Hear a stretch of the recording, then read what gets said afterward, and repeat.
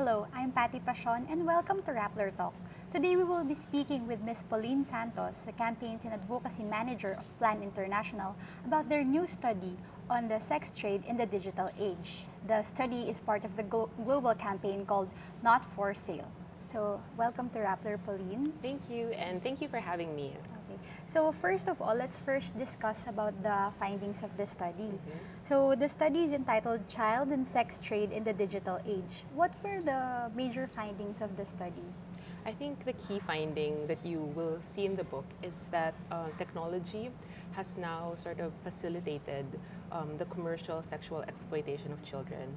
So basically, it means that instead of prostitution or pornography, happening in places like hotels or bars or on the streets, you see the landscape changing. Now, it's happening, it can happen right in the child's home, for example, because there's access to technology. And all you need is a laptop, a computer, and then, you can put on a show. I mean, children are in front of their laptops, and, the viewer is giving them instructions, what to do, what to remove. And so we see here how, it's so different now to engage in sexual transactions. Things like Facebook, Grindr, Craigslist, these things are being used to sell children. So there's even one instance where OLX, you used to sell things there, right? You can actually search on OLX, and then you'd find that there are actual children there up for sale. So that's how technology has really changed how children are being exploited. Yeah. Okay. Can you mention who are the respondents of your study? Because I understand something like this is a very sensitive topic. So how are you able to, get people to talk, or how were you able to set the sample size, or who are the people you're going to interview? Well, we enlisted the help of a professional research center. So the researchers really at first they tried to get a sample size. So at first they talked to government agencies and other NGOs that cater to victims of commercial sexually exploited children. But then when we tried to do that, there weren't enough respondents for the study. So, they had to be a little bit more creative. They got a key informant, so somebody to pose essentially as a customer online. And then he went on Facebook and, all the other websites that he felt like he could find, children like selling themselves or being sold. And then he eventually was able to contact one child. And then when he was able to talk to that child referred him to other children who were engaged in the sex trade. So from there, we were able to get the necessary sample size to conduct the study. Yeah. Okay. But there's one very interesting part of the study. You mentioned that the Facebook groups, they operate in Facebook groups. Oh, yes. Can you give us more details about it? What happens usually is that there is a closed Facebook group. So one of the children or either the adult pimp has access to grant access to potential customers. And so they screen customers, and if they see that there's actual intent, then they add the customer to the group. And in that group, you'll find different children, their ages, what kind of sexual services they can provide. And then there are rates, like for example, say blowjob, like 100 or 50 pesos, like that. And then other things that pertain to their sexual abilities. So it's listed there with photos of the children in, sexy poses, teasing poses, half naked. And then it serves as like the menu of the children you can choose from. And then the customers can contact the children directly in the group. And then they engage in extended communication just so the children will find out if he's actually interested in doing the transaction. And then then they plan to meet up, usually in a public area. And then the child will size up the potential customer. He'll look at the customer and see oh, does this guy look dangerous? Like there's also a screening process on their end to safeguard themselves. So they'll look at the customer and be like, oh, he looks clean. Like, and then I'll engage. So then, they set up another date and time where they'll actually perform the sexual activities. Oh, okay. So, yung the use of Facebook groups, these are just parang for them to communicate or Yes, scout exactly. clients. But Yeah. does the sex trade, it happens online, or is it something that happens face to face? There are two forms. So when you're talking about commercial sexual exploitation, it's basically doing sexual activities with a child, and there's some sort of payment involved. So that's why it's commercial. And then in terms of the forms, one is the prostitution. So children exploited for prostitution, um, the technology comes in when you do the transaction. So you have the traditional prostitution being facilitated by the technology. And then the other form, on the other side of that, is the online sexual abuse of children. So when you say online sexual abuse, then you're talking about the live streaming of children, being exploited. Then you're talking about pre-recorded or photos being circulated of naked children, or things like that. So those are the kind of two mediums where technology plays into the exploitation of the child. Yeah. So does this mean that kasi syempre minors are more Yeah. engaged in technology, we're more knowledgeable? Does this mean that Yeah. this could be a potential for an increased rate in, more child sex workers than adults? Actually, that's one of the things that we saw because of the high access, especially in the Philippines, right? I mean, everybody has a smartphone. We're so into social media. And because of this, the vulnerability of children is so much higher. Like, basically, all children who have access to technology are now at risk. They can potentially be victimized and they can be exploited and sexually exploited for money. Okay. Kasi sometimes children, 'di ba, kasi not all children have access to technology. Yeah. There are poorer teens. There are teens who have their own laptops, their own smartphones. So, what is the profile of these sex traders? Are they from the poor, or are they You from mean the the middle class? victims? Yes, Yeah, the I mean victims. those who usually engage. What we saw was actually a shift in the profile. So from maybe in the traditional sense, before you would have children from the really, really poor families being exploited because, parang kapit sa patalim, di ba? They have no choice. This is how to put food on the table. But we see migration from that also. I mean, it's not just limited to people from really poor households. We see that people who don't necessarily, or children who don't necessarily need the money, they're also engaging in the sex trade because for them, it's a means to make extra money so they can afford certain luxuries. So we found that there were children who went into the sex trade because either they just wanted to try it, so they were just curious, or maybe their friends were doing it and they were influenced because they didn't see anything wrong with doing it. So you have those type of children who don't need the money, but they just want money to afford a cell phone or have load or things like that. I'm curious about what you said, that they don't see anything wrong about doing it. Yes. Do they treat it as like casual sex? Because then there's Tinder, there's Grindr, there are a Yeah. lot of mobile apps. Do they treat it as casual sex, or? Yeah, that's what we found. The children, sometimes they don't necessarily see themselves as victims.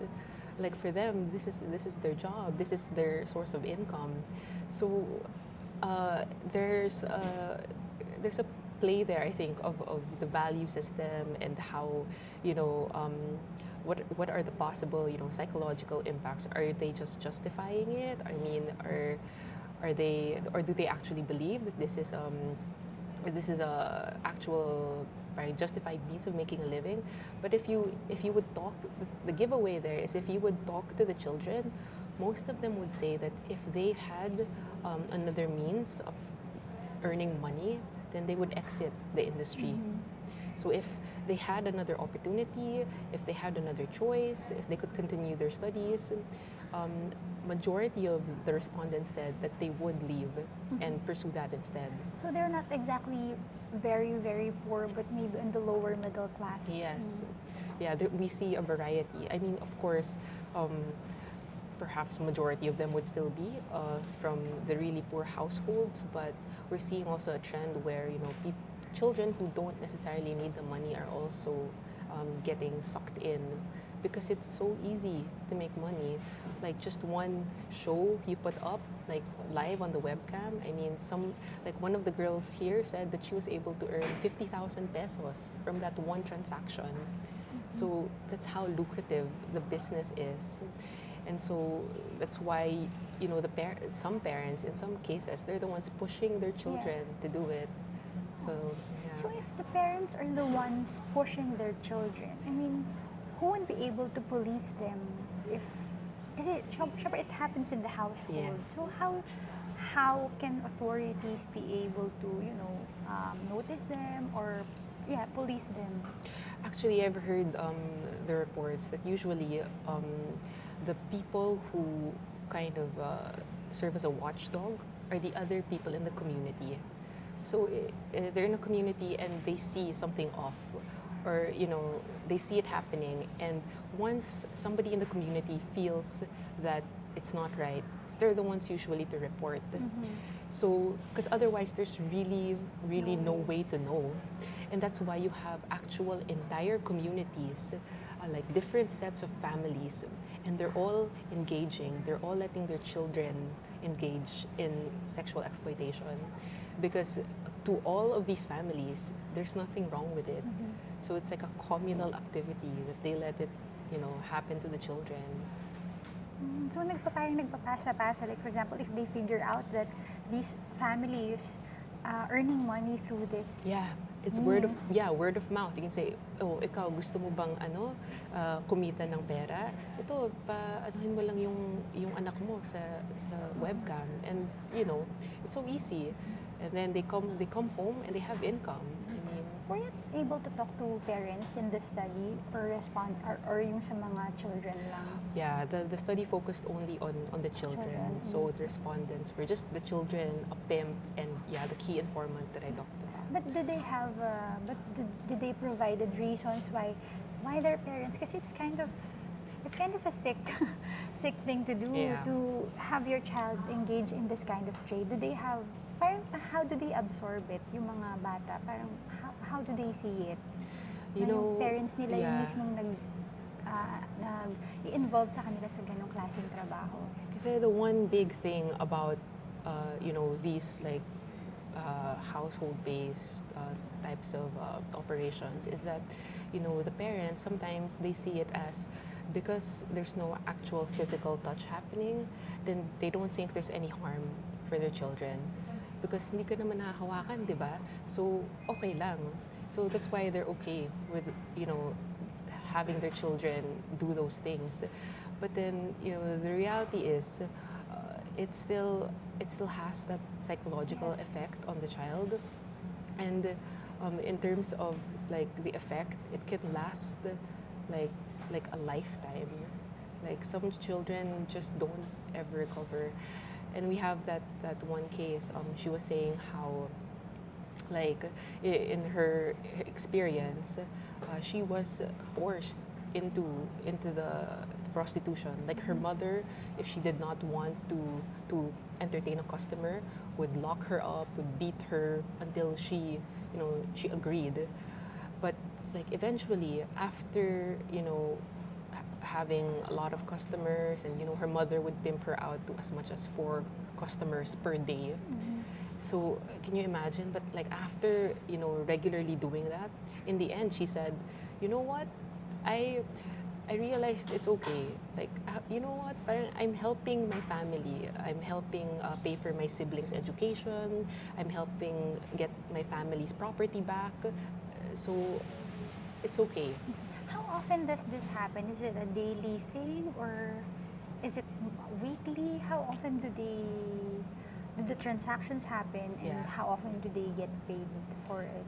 Usually, from the respondents, usually every time they have a transaction, it's they get paid already, and then it's up to them because especially for the internet mediated group or those that use technology to get customers, they have much more control of the transaction, so they can set like how many customers per day they want, like how much they want to charge.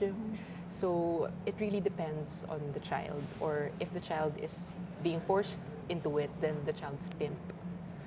Yeah. Okay. So, ibig sabihin, parang the family has already bought equipment of their own to set up in their household. Kasi I was thinking, Yeah. ano ba, poorer families, they would Yeah. go to internet shops or Yeah. pero families na There have their are own. different different locations. So you have there, the home base where the family sets it up. But you also have those who actually go to internet shops to do it. The internet shops, they'd have the curtains, so you don't see what's happening. But it's right there also. So it depends. There are different locations. Okay. Let's go lang to another topic. I think it's about implementation naman. Kasi Okay. you mentioned in your study that there is not enough data. So, not really not enough, but maybe more in-depth data about how these things are happening. Yeah. How is your study different with previous studies about sex trade, sex trafficking, especially concerning with children?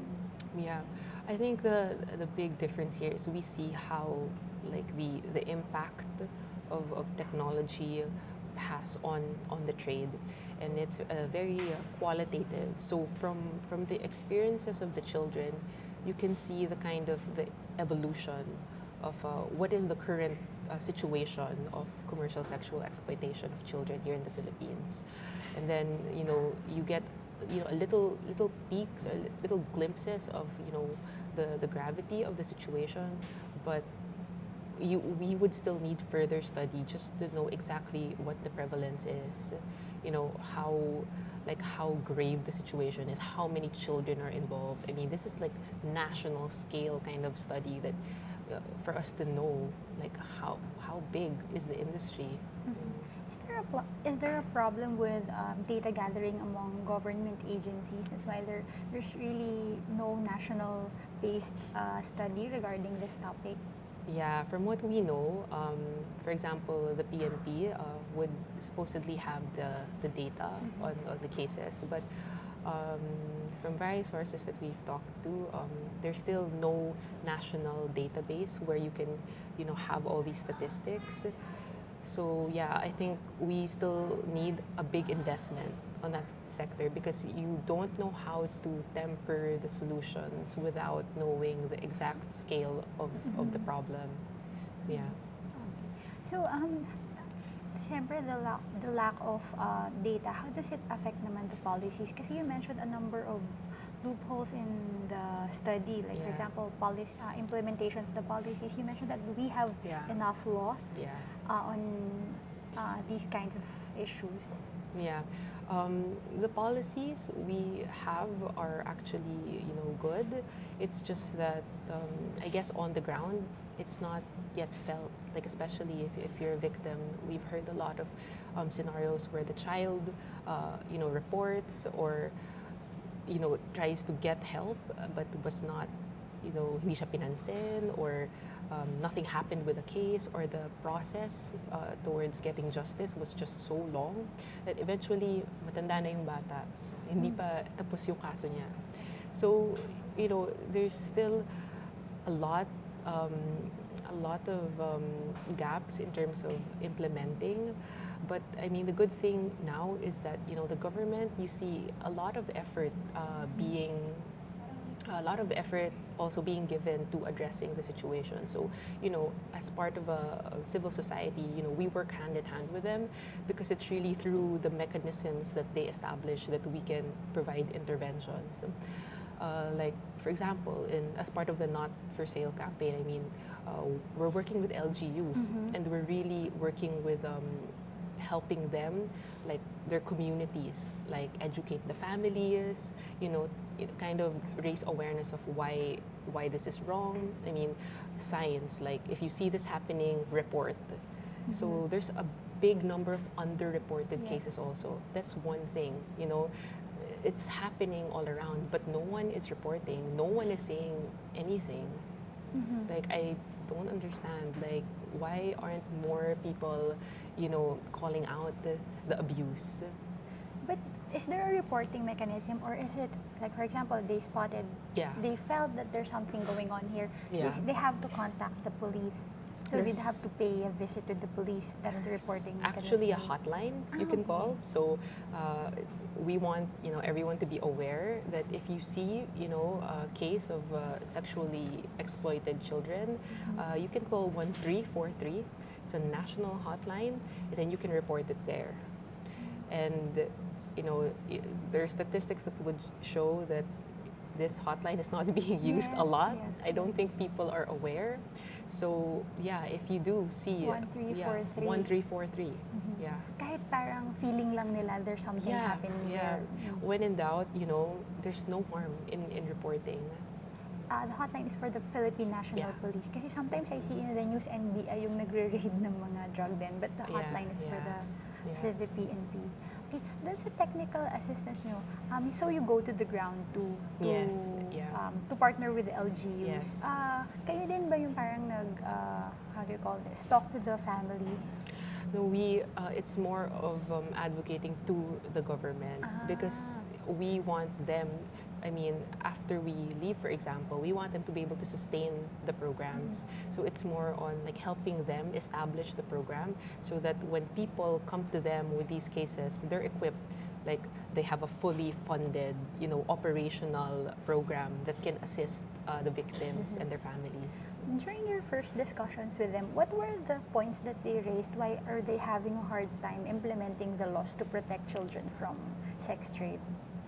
Well, the main problem really there is having the sort of one-stop shop, because when you're talking about victims, it's not just for example, helping them file a case in court. So it's not just legal services. You're also you have to give them the health services, right? The checkups, and then the psychological rehabilitation or treatments to help them cope with the trauma. So you have all these dimensions that you have to cover, and usually there's not enough manpower, there's not enough budget to be able to afford all of these services and have them in one place. So you have social workers for DSWD, and they're undermanned. So too much cases and too little social workers. So really, it's more on having enough people there, placing the right people there, and then the funding. And Yeah. maybe one specific unit. Yeah. Yeah. So far in the LGUs you have visited, there's no specific unit catering to this. No, usually it's the women and children's desk. Yeah. So usually all the reports are related to abuse, child abuse are reported there. So yeah, it's more really, I guess, on the follow up or managing the case after. Sometimes also when the children report to the authorities, like for example the police. In one case, a child said, she went straight to the police, and then they didn't believe her. So it kind of like discouraged her from further reporting. But then she was referred to an NGO, and the NGO was the one who helped her file the case. Yeah. So the NGOs also work with the women and children desk. Yeah, like they get referrals because usually when the local government unit is not able to handle the cases, they refer the child or the family to an NGO. And then it's the NGO who has the capacity to help. So there are times where it's like that. Yeah. Okay. Speaking of that, there are a lot of things that you'd really have to. There are a lot of interventions, but I'm Yeah. particularly concerned with the psychological Yeah. rehabilitation because it's what's the hardest hit in the Yeah. in the children. So, what do you think Kasi your study has recommendations on how mental or psychological interventions can be mainstreamed for Yeah. victims of sex trade. Yeah. Can you mention that? Um, it's really because of the long-term effects that we're trying to, I mean, to give them help. Usually, you have the children feeling there are different like symptoms. Like sometimes they end up being depressed, or they don't they're not able to sleep anymore, and then basically all the symptoms or the effects of torture victims is similar, very similar Yes. to their case. And I know that there are other NGOs that do like scream therapy, where they just let the children bring it all out. So there are, I guess, different techniques to help with the rehabilitation, aside from counseling and all those things. But again, it comes down to the capacity of of the duty bearers to deliver that to the victims. Are there any public services for psychological intervention? Because it's kind of expensive if you're not linked with an Yeah, NGO, right? exactly. I'm not aware, actually. I'm not aware if there are existing ones, but so far the ones covered by the study, they were not mentioned. Yeah. Okay. So, who has who has the major role in this? In ensuring that we're able to rehabilitate these children. Is it the national government or local government units? Who do you think should play the major role here? You know what, in terms of rehabilitation, you're talking about putting back the pieces of a child together. And when you're talking about that, I think it's multi-sectoral, everybody has a role to play. If you leave it to um, one stakeholder, then you're not sure that the child will fully recover. So you need to involve, not just the local governments, but even the family of the child. I mean, the social systems surrounding the child have to be, it has to be solid, and like all the factors have to be working together to help the child recover. So it's the foundation. All the systems, all the support systems have to be in place, because the child was abused during his or her developmental stage, and you need so much effort to kind of counter that. Yeah. Okay, the study mentioned that while this is true that we have to rehabilitate them, Yeah. we also have to provide technical trainings for them because they really want to get jobs, but Yeah. some of them are not educated or Yeah. wasn't able to finish their education. Well, we have that. Your study points that parang your number one recommendation is prevention. Yeah. Prevention is the key. What are the ways that the government or maybe households, the community can prevent these from happening? Well, definitely one is, the level of awareness. Like we mentioned, the abuse perpetuates simply because the parents or the caretakers are not aware of the damaging effects it has on the child. So you have, the community, support and educated there. And then on the one side, sort of the risk factors, addressing those. So you're talking about making sure the children have access to education, even if they're really poor. So I mean, the government is already doing a good job on having the alternative learning systems. Yes. So it gives the opportunity for even the marginalized to finish their education. So that's one way. And that having the skills training also. These are the things that we have to sort of push. I mean, really invest in, because the lack of educational and economic opportunities are key drivers for having children enter the sex trade. I'm very interested in what you mentioned about, educating about the effects, psychological effects, Yeah. because in the Philippines, it's Yeah. like we don't regard mental health as an issue or as a real sickness, a real thing, yeah. disease. We just shrug it off as something na parang, pagdadaanan mo lang yan. I think Or we're still, yeah, you can get over it like yeah, that. still Yeah. a long way before we can absorb that really there are psychological Yeah, it's very real. effects. Yeah, it's very real. And people have to understand, especially with online sexual abuse, that even if the abuser is not touching the child, the things that the child has to process. I mean, the things, the scars that it leaves. I mean, it's traumatic. You have, especially when they're forced to do things that they don't want to.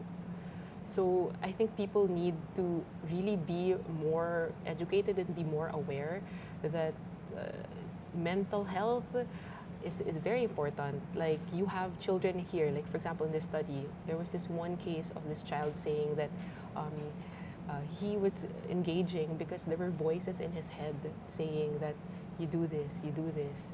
So, it had that effect on him where he was starting to hear, voices pushing him to keep engaging, selling his body. So it's real. It's not a make-believe thing. Okay, let's just move forward to the last few points of our Rappler talk. Yeah. Can you just share with us this global campaign? Because your study is anchored in the global campaign, #NotForSale. So Yeah. can you share us what is the campaign about? So basically, Not for Sale is sort of our way pushing the commercial sexual exploitation of children as an issue to the forefront. We want it to be something that people talk about. We want it to be prioritized in terms of implementing a full, effective implementation of the law. And then we have, policies that we're trying to fill the gaps in. Like, for example, in the Philippines, the minimum age of sexual consent is 12 years old. So basically, that means that all children. I can't understand Yeah, that 12 years old. exactly. If you're 12 years old, that means legally you can consent to sex. And what we're trying to push for now is that raise it to at least 15 years old, because then it could act as a deterrent for adults, because it'll be like, I can't have sex with this child because legally the child cannot give consent. So, things like that, like filling the policy gaps, and then, working with the local government units to ensure that the services are there for the children, the victims, and the families for prevention. And then, this like going from school to school also, and like raising the awareness of people of, what to do if you see this happening, you report. What are the effects? Why is it, harmful, especially for those who are more vulnerable? So, like, if you have the schools and the actual communities, we go there and then we tell them, this is not something that's normal. This is not a thing that you should even be thinking about. So, things like that. So we really want to rally all sectors, from government, from the private sector, from communities and individuals, and people both online and offline. We want everyone to want to change things, and we want them to say, hey, we have to end child sexual exploitation. So just for a final note, we're just leaving this question because child sex trade. Yeah. It seems to be a far off reality for many people. If you're not engaged in it, if you're not in the community that actually practice it, you don't think it's happening. So why should people care about this issue? How do we make them care? The weird thing about it is that it's actually not a very far off thing anymore because of technology. It can happen to your own child. Like, it can happen to you. You can actually see, like, the Facebook groups online. Like, you can see just by the name of the Facebook group that what it's about. So it's something that should concern everyone, because people can be easily victimized. I mean, there are oftentimes stories that you hear, and even some people that might be a perpetrator or might be a victim, but that it ends there. You know it, and then you keep silent. So there's this culture of silence in the Philippines, especially when it comes to sexual abuse. Na we have, victim shaming, na ikaw na nga yung naabuso, ikaw pa may kasalanan. So, that's the thing that we want to change. You change that culture of silence around sexual abuse, and then, you have all the elements in place for prevention. So I think that should be everyone's concern. Yeah. So with that, thank you very much for joining us today, for sharing your insights and the results of this study. Yeah, thank you so much for having me. Okay. So again, I'm Patty Prashon, and thank you for joining us in today's Rappler Talk.